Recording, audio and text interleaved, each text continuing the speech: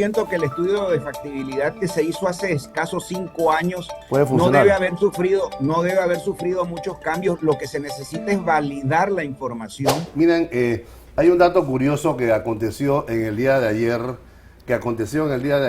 en la conferencia de prensa que presidió el propio presidente electo José Raúl Molino. En la conferencia de prensa donde dio detalles sobre el proyecto de tren de Panamá, David recordó los tiempos en que funcionaba el tren de Chiriquí. Escuchemos esta anécdota del señor presidente electo.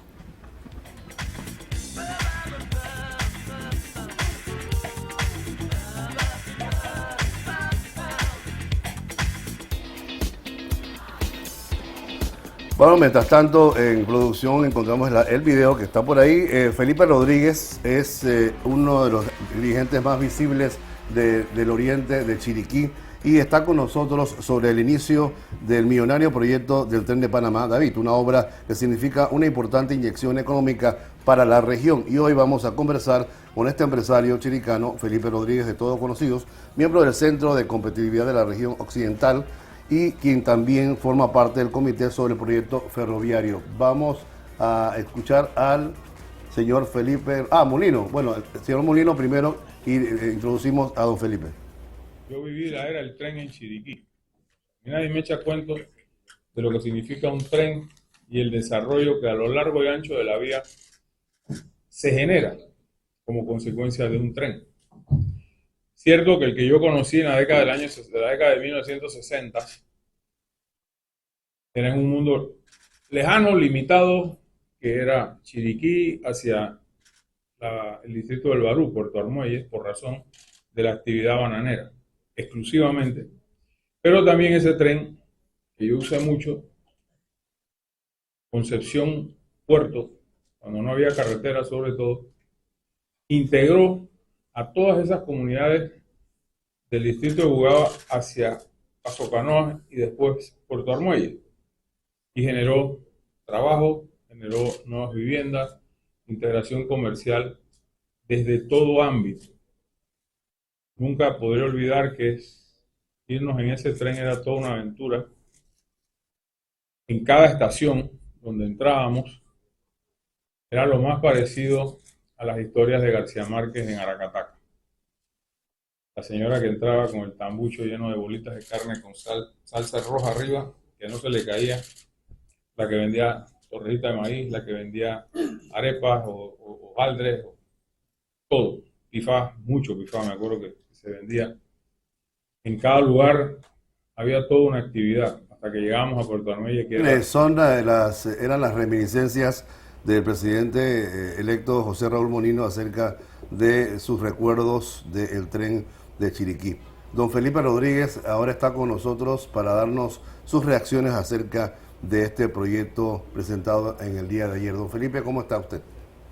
Muy buenos días Alexis, buenos días Carolina. Muy bien, estamos por acá por Ciudad de Panamá, que ayer estábamos atendiendo a un grupo de posibles inversionistas y funcionarios de Texas y estábamos pues teniendo que hacer una charla sobre el resto de la República y los proyectos en inglés. Muy bonita experiencia, muy buena, y nosotros pues hemos estado muy interesados porque este no es un proyecto nuevo, así como lo dijo el presidente electo José Raúl Molino, que a propósito somos graduados de la misma escuela. Él me lleva unos cuantos años, Colegio Marista en David, me acuerdo de él perfectamente bien en ese tiempo, y siempre hemos tenido una relación porque los chiricanos somos bastante unidos. Y es cierto lo que él dice, en los 60 y los 70, donde todos los chiricanos utilizábamos ese tren, a nosotros nos llevaban como parte de nuestro turismo de verano para poder hacer algún viajecito, y eso era una actividad adicional que teníamos en aquel entonces. Y no solamente hice también el que mucha gente se olvida, el de Bocas del Toro, que estaba allá en Changuinola y te llevaba hasta Almirante. También tuvimos la oportunidad de ver esto y poder entender la magnitud de cómo puedes mover tanto carga como personas y puede hacer una serie de diferentes actividades, que es lo que nosotros estamos solicitando, porque no solamente, y yo creo que el nombre está hasta mal, Tren Panamá David, la gente se confunde y cree que es un tren para el davideño. Entonces, yo creo que eso genera bastante fricción. Este realmente es un ferrocarril nacional, es un proyecto nacional porque va a impactar las provincias de Panamá Oeste, va a impactar Coclé, que a propósito ellos están ahora movilizándose para un puerto, el cual se va a interconectar con este otro proyecto. De allí va hasta Coclé, pasa por Herrera, Veraguas, finalmente llega a Chile. Son 21 estaciones, si mal no me acuerdo, donde se van a dejar las troncales para poder hacer los ramales, que ojalá nosotros estamos solicitando dos cosas: que se extienda del Panamá Pacífico en el próximo estudio que desean hacer, lo extiendan para poderlo unir con el proyecto ferroviario que ya existe, Panamá-Colón. Eso le daría una interconectividad muy grande, y poderlo extender hasta Paso Canoa para poder empezar a tener una conversación con nuestros hermanos costarricenses a que se animen y hagan ellos su propio proyecto para tener una interconectividad entre ambas repúblicas. Don Felipe, quiero hacerle una preguntita. Hace un momento tuvimos a la ambientalista Raiza Banfield y se pregunta lo que se pueden preguntar muchos panameños en torno a esta magna obra que aparentemente va a ser representativa del gobierno del señor Mulino, que es el costo, 5.000 millones de dólares, y por el otro lado estamos hablando de que no hay dólares, y ella cuestionaba un poco el orden de los factores. ¿Cuál es su opinión acerca de ese tema, por favor? Respeto la opinión de ella, tiene mucho sentido cuestionarlo en un país donde manejamos un presupuesto de 31.000 millones de dólares, donde con voluntad y utilizando muy bien el presupuesto y quitando la sospecha de que el presupuesto se va hacia otros lados, debería haber dinero suficiente para pagar deuda, darle mantenimiento al medio ambiente, darle mantenimiento a nuestra infraestructura educativa, que es un problema ahora mismo nacional, darle las herramientas al MINSA para que erradique el problema de la falta de medicamentos, de los hospitales que necesitan ser mantenidos nuevamente, y toda la infraestructura. Creo que tenemos un presupuesto suficientemente grande para atender todo, y los proyectos para poder seguir impulsando a nuestro país como un líder latinoamericano, tanto del Producto Interno Bruto como de crecimiento. Estas dos herramientas nos van a mantener a nosotros dándonos una reputación muy grande nuevamente, atrayendo nuevas inversiones, que es lo que nosotros debemos buscar, y que sea desarrollo sostenible. El tema de la importancia que le da el gobierno de China a este proyecto por aquello de la conectividad con la llamada Ruta de la Seda, que es un proyecto internacional de ellos, y esa situación, por ejemplo, con nuestras relaciones con los Estados Unidos. ¿Cómo la ve usted en función de la construcción de esta obra? No debe ser una obra de un solo país, sino que podría ser una obra donde varias compañías transnacionales y nacionales entren a jugar un papel importante. Usted lo acaba de decir. Este es un proyecto tan grande que no creo que solamente la República de China pueda asumirlo todo, hablándose de que están entrando en un país independiente y soberano.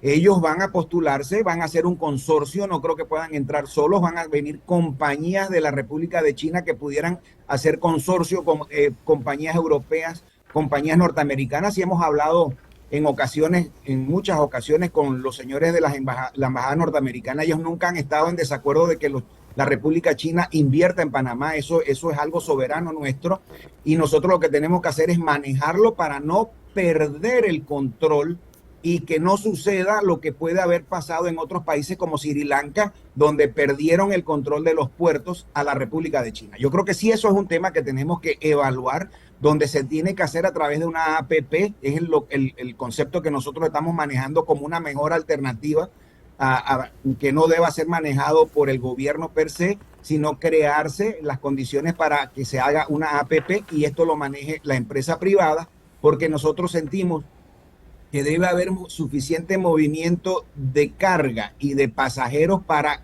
incrementar el número, y no creemos que esto va a estar riñendo y compitiendo con el sector logístico. Más bien lo va a complementar, porque tiene que acordarse, las autopistas son de 4 carriles.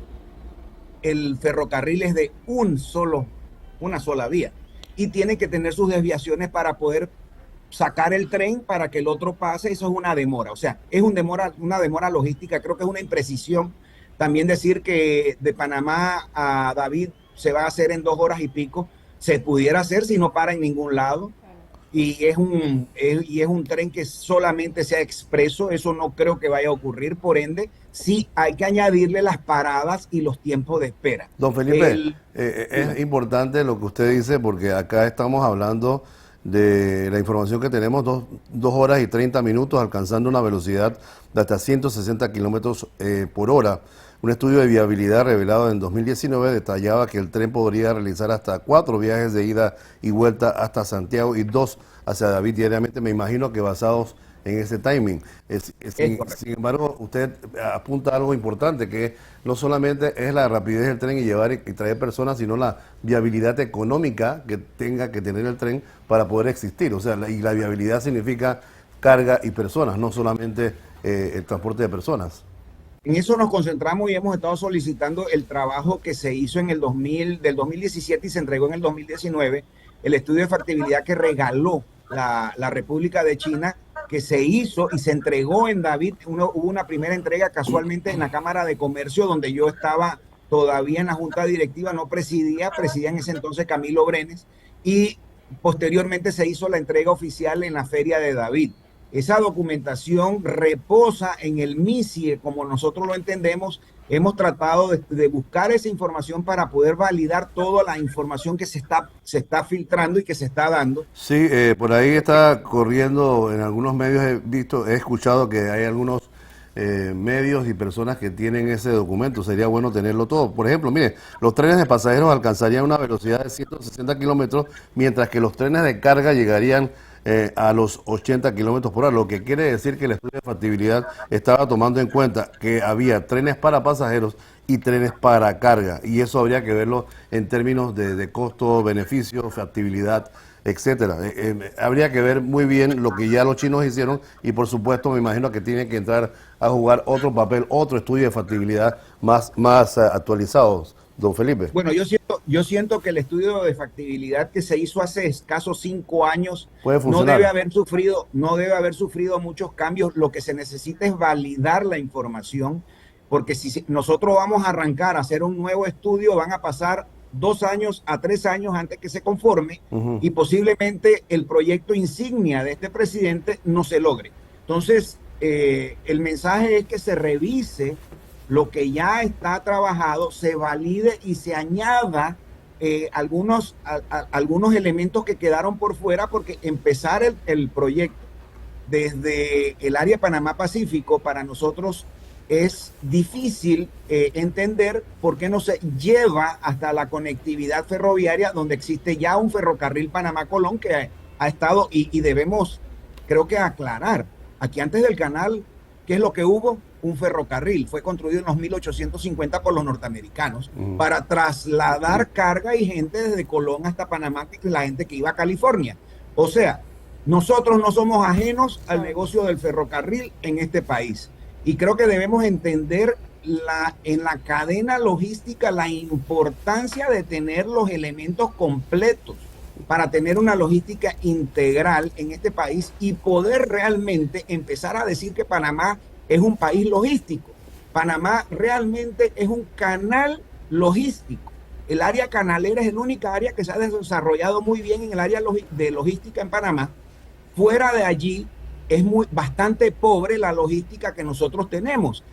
Una lucha que tenemos es ver cómo acomodamos el aeropuerto Enrique Malek para ver que pueda complementar y sacar los perecederos y la cadena de frío por esa vía. O sea, sabemos que tenemos una cantidad de problemas que atender. Es correcto, don Felipe. Tenemos a Carolina acá que quiere hacer unas par de preguntas. Sí, no, por otro lado, también tomando en cuenta de que este tren no solamente puede inyectar lo que es el turismo, no solamente puede inyectar lo que es la parte logística, sino también cambiar la calidad de vida de muchos panameños que por ahí, tomando el tiempo, sacándonos un poquito de la precisión, 2 horas y tanto es prácticamente lo que le toman a las personas que viven en Panamá Oeste y se trasladan a trabajar a la ciudad capital. Es prácticamente básicamente lo que vendría siendo alguien que pudiera vivir en Chiriquí, trasladarse a Panamá para trabajar y viceversa, obviamente tomando en cuenta el costo. ¿Qué opina usted de esto? De acuerdo con todo esto, es lo que le estoy comunicando, esto le va a abrir muchos sectores nuevos. Usted tiene que acordarse que en todas las terminales de transporte terrestre ha ido haciendo conglomerados y clústeres que le dan oportunidad a los pequeños empresarios de poner sus pequeños negocios y a los transportistas de alquilar y convertirse en bienes raíces también. Entonces, si nosotros en todas estas troncales del trabajo, porque para poder recaudar los ingresos no es solamente en lo que usted vaya a hacer directamente del ferrocarril, sino los accesorios, los alquileres que puedan desarrollar, los parques industriales que se pueden ir desarrollando ahora, que van a tener una gran ventaja, que van a tener mejor conectividad y mejor movilidad. El servicio que le puedes dar a nuestras grandes industrias, porque a pesar de que Panamá no es un país de industrias grandes, tiene ciertas industrias grandes, tenemos los ingenios que mueven gran cantidad de azúcar y necesitan mover también su fertilizante. Tenemos las plantas que hacen el ron, que también pudieran convertirse en grandes clientes, y esto va a abrir entonces el compás a nuevas industrias, nuevas empresas, que al tener este servicio nuevo va entonces a multiplicar la oferta que nosotros podemos tener para que entonces elevar la demanda. Don Felipe, muy interesante sus planteamientos. Uno con lo que me quedo es que si hay una conectividad de este tren con el tren de Colón, tendríamos un transporte transnacional que se adicionaría a toda la logística nacional, y no nos pasaría, don Felipe, recuerde nuestra conversación cuando la debacle de octubre del año pasado, que cerraron todas las vías y no teníamos más vías de comunicación para lograr el abastecimiento del país.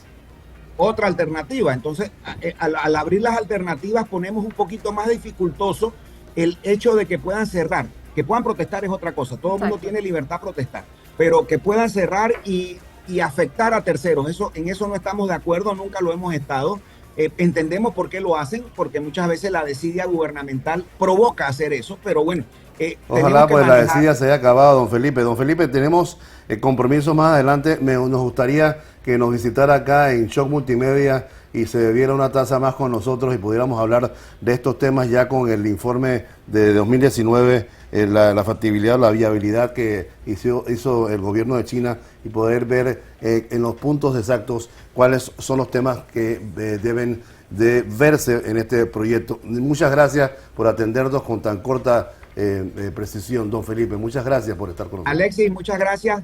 Y otras cosas que tenemos que conversar, las ciudades turísticas, ciudades mágicas, tantas cosas que tenemos que hacer para desarrollar nuestro país en debida forma. Las puertas abiertas de Show Multimedia, y aquí vamos en la mañana. Lo esperamos con más, don Felipe.